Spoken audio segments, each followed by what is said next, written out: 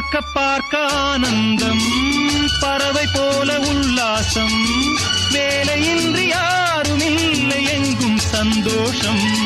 வெறும் பேச்சு வெட்டி கூட்டம் ஏதுமில்லை இந்த ஊரில்.